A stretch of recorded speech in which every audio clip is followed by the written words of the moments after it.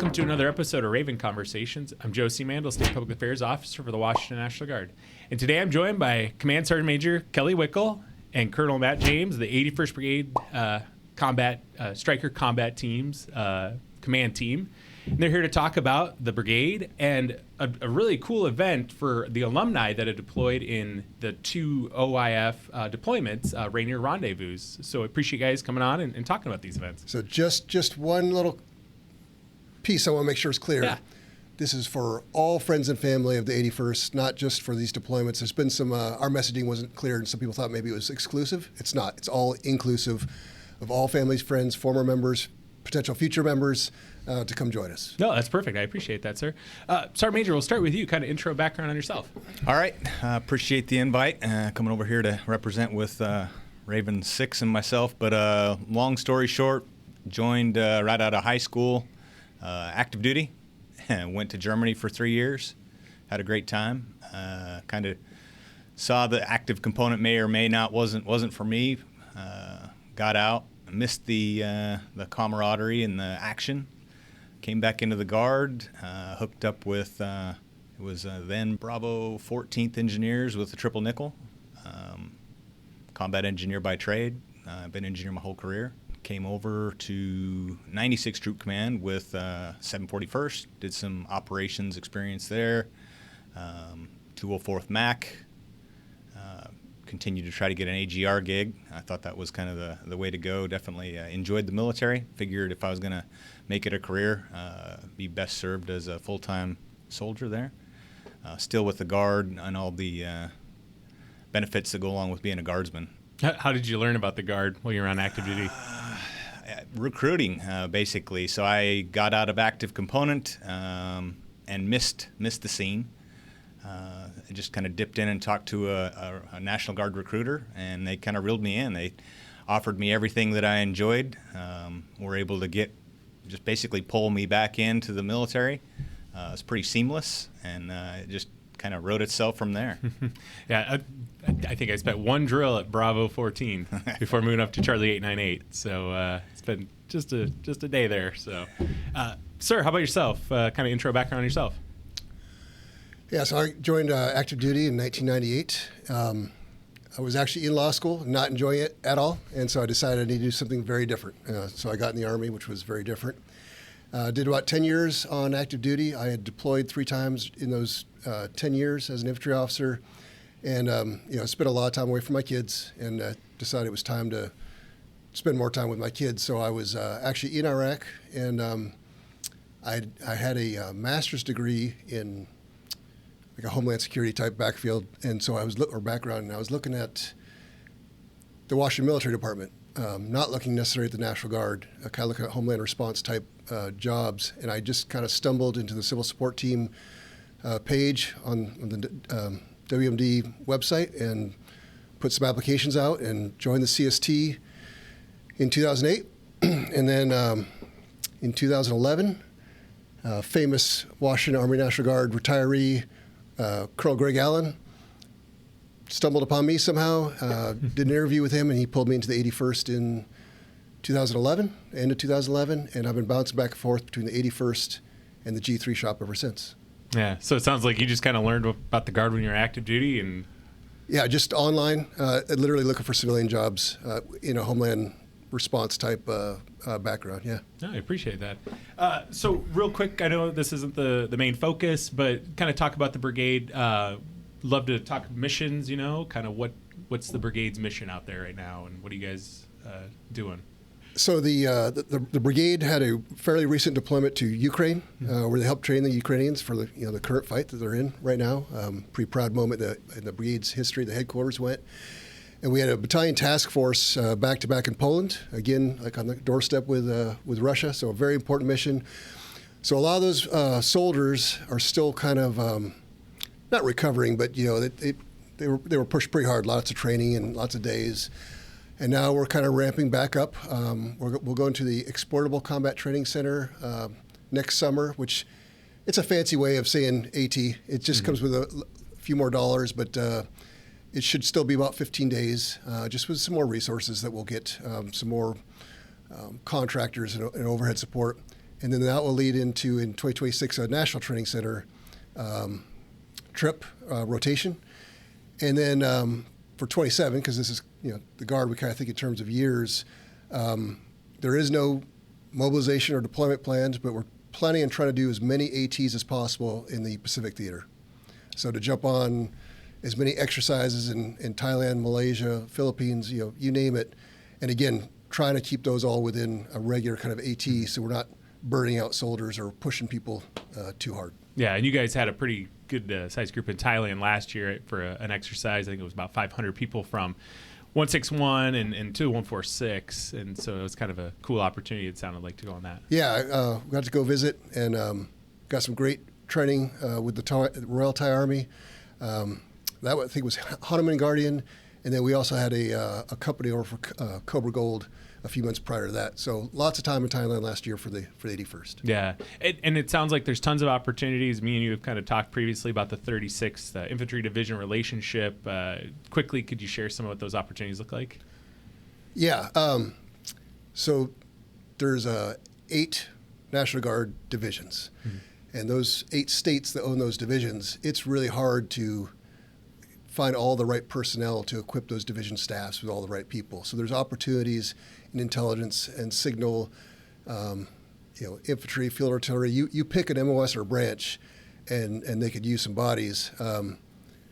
So it's not really required to be an interstate transfer, but we could basically have somebody go drill in Texas with the 36 ID and still be on the Washington books. And then it's a funding deal too, where we kind of have to make sure that people aren't losing too much money by that kind of commitment. Yeah. But those opportunities are there, especially for people that want to broaden their horizons, or, as you know, we have soldiers that commute in from other states already, mm-hmm. and a place like Texas might be closer for them. So it's a win-win in that situation. Yeah. Sergeant Major, what about from the enlisted side? I think it's a great opportunity with the talent pool expanded out with 36 ID in Texas. When we have soldiers that kind of may or may not cap out within Washington State, being aligned with 36 just opens that aperture wide open. Just being aware of what else is out there, still being aligned with the National Guard, I think that's one of the biggest benefits so far that I've seen. 36 is a National Guard component, so they understand all of our guardisms, requirements, previous relationships with active component briefs well. As you kind of go through the wickets, though, you kind of get some hurdles that were briefed that they'll be not as complicated, but I think this has been pretty seamless up to this point. No, that's good. And I'll also say, we talked about Texas, the 36 ID, but the 36 has units in Tennessee, New Mexico, and Mississippi, and Washington now. So when our soldiers are moving for family reasons, job reasons, whatever, we're trying to keep them within the division, mm-hmm. To keep the talent that we've grown here and to share that with some of those other states. Yeah, it sounds like that's a pretty incredible program. Yeah, I mean, you kind of hit the point, right? If there's a job some other state, that soldier still stays in the division itself, yep. and still supports the Guard and could potentially come back to Washington and kind of just pick right back up where they were. And this is fairly new still, but over time, when you go to an exercise as a major or as a sergeant first class, and you stay, say, in the 81st, you're going to see those guys in those other units 5 years from now, 4 years from now. You might see them at NGB, you might see them at a division warfighter exercise or a National Training Center exercise. So there's just really good opportunities to kind of grow your professional network and your development and your opportunities and your exposure to see how other units operate. Yeah, it sounds all incredible, absolutely incredible. Another incredible thing, and that's Raven Rendezvous, and I know I've kind of talked to your staff about it. I think Sergeant Major and I have talked about it a couple times. Real briefly, highlight what that is. You kind of already mentioned it, sir, but kind of go for it, Sergeant Major. Minus what the boss has already said, it's just kind of it's an opportunity that we can bring in people that served within the brigade, to include family and friends, kind of a reunion, bring some folks back, deployed from history, just kind of bring them all together, provide a venue to where they can come in, share stories, see where everybody's at, see where the brigade's going now, just kind of align, reunite people that might have gone, separated. Yeah. So the 5 W's, the when, where. I got you. That way we can put it on the screen. Yeah, no, I got you, Joe. So the 20-year kind of anniversary of the first 81st Iraq deployment just provided a great opportunity to put this together. But as we said earlier, all inclusive for all eras. With that being said, Raven Rendezvous will be 1 June. It's a Saturday, about 11 to 1500 at Building 81, Raven Hall, here on Camp Murray. We're going to have a few speeches. The battalions will have booths, and we're going to try to represent the history of some battalions that aren't in the brigade anymore. So if you are a 303rd person, we're going to try to have your representation there as well. Historical artifacts. The museum's going to be very involved with presenting some stuff as well. NGAW, the VFW. I think we're going to have a bouncy house, food trucks, a memorial. And so the intent is not just for a bunch of former commanders or command sergeant majors to get up and talk. There'll be a little bit of that, but it's for people just to mingle, to share their history with their old battalions. We realize the brigade headquarters is pretty small. We realize that most of the people that show up will have come from battalions. And so we want to make sure we represent that past and just have a good time. We're going to try to do it outside, weather dependent, so we can get those food trucks, have the band, and and just kind of share and honor our history. Yeah, and as a person who deployed with the brigade in 2004, I kind of already mentioned, right? I was a PFC and specialist when I deployed, and they'll probably run into people that I knew then, and they'll be like, "Wow, you're still in the Guard," and "Holy smokes, you're an officer," and it's kind of that moment for them to come back and get reconnected. It feels like. Yeah, really, the event is not the people wearing the uniform that day. It's all the other folks that show up, and that's what we're really shooting for. I think right now we have just over 200 RSVPs, and that's just within like a month. So we're expecting that number to grow. We'll continue to advertise. I will put in a plug for our POC. Her name is Captain Emily Campbell. Emily.d.campbell.mil@army.mil. If you have any questions, we're also on the 81st SBCT Cascade Rifle site. You can get a QR code there and to get more information. But bottom line is 1 June, it's a Saturday, at our headquarters here on Camp Murray, our newish headquarters, starting at about 1100, but feel free to come whenever and stay as long as you want. Yeah, and we can definitely put her information and the information for where to register in the notes. You kind of already highlighted it, but reunions are a big deal. What's the importance of this? Like, if you're sitting there and you're on the fence about going, what's the importance of showing up and coming back to this? I think just bringing people together. I saw it at our most recent, a year or so ago, at the Rainier Stampede. We think our Guard community is pretty small, but we've got folks that have moved across battalions, brigades, MSCs. They're still in the Guard, and then you come together at these functions.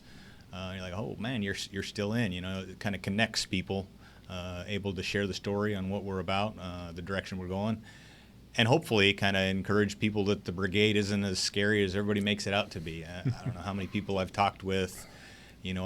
Always talking talent management, trying to resource people to come over to the brigade, and then as soon as you kind of mention, 81st SBCT, they get really fidgety. But it's not all that. I mean, it's just like any other location. We're still getting after the same mission, same state, same fight.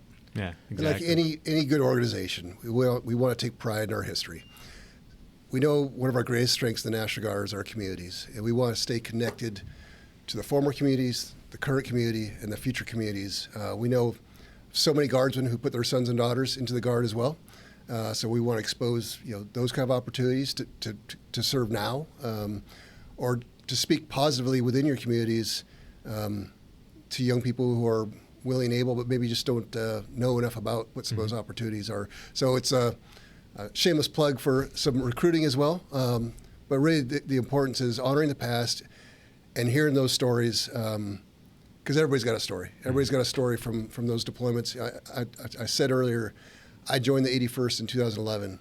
There was a lot of people in at that time who had been on at least the most recent, the 08-09 deployment, and you could see just how much pride and how much value our soldiers, NCOs, and officers held in those deployments. Yeah.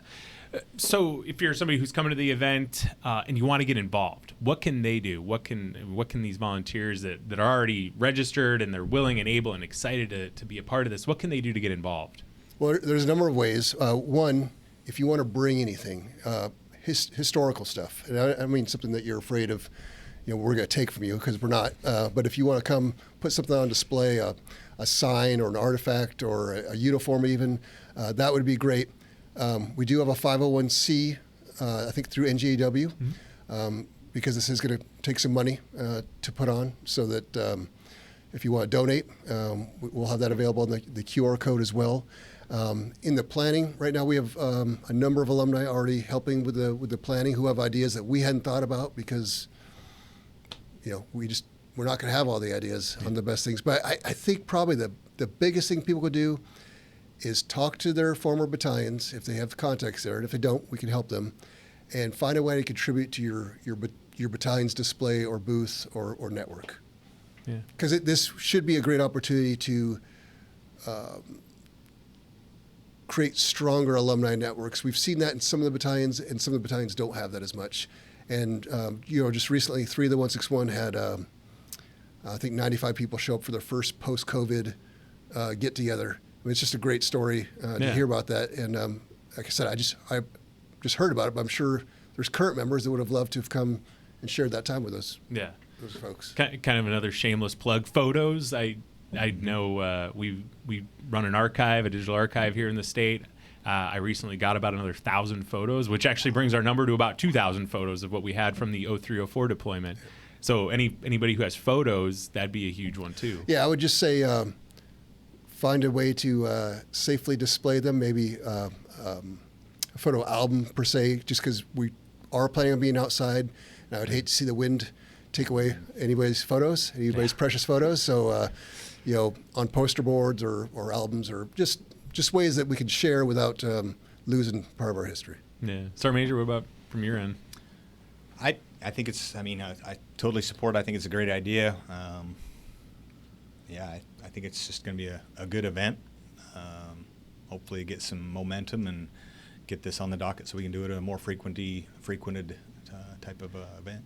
Yeah. I'll give I've been to the militia ball a few times, and that has 400 or 500 or 600 people. And I mean, people come out of the woodwork for that event. Want this to be similar.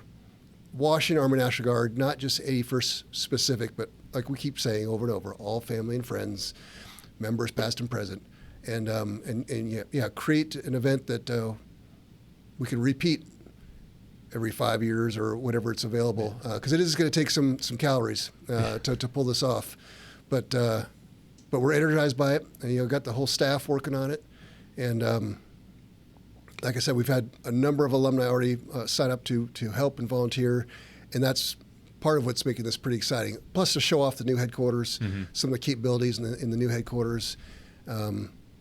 Really grateful for the opportunity to be in the Pierce County Readiness Center, Raven Hall, and to show our pride by displaying some stuff historically we already have in the trophy cases and on the drill floor.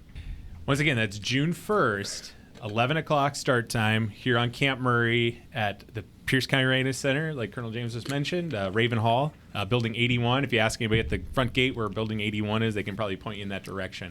Anything else you guys want to add as we kind of wrap up? I appreciate the invite and opportunity to spread the word. It's pretty motivated to see how it turns out. Excited. I'm pretty sure the question may come up.